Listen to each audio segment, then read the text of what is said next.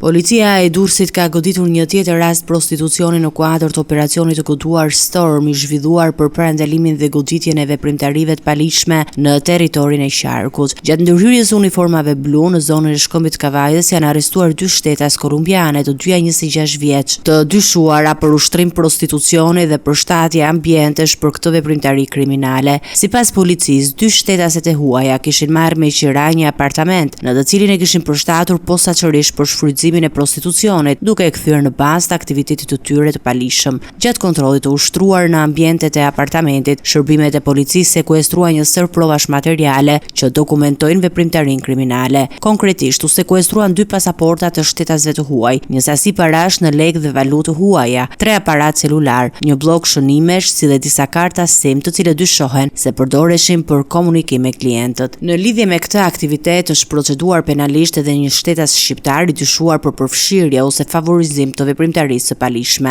Materialet hetimore kanë kaluar prokurorisë pranë gjykatës së shkallës së parë të Durrësit, e cila po vijon procedurat ligjore për zbardhjen e plotë të rrethanave dhe përcaktimin e përgjegjësive penale për personat e përfshirë.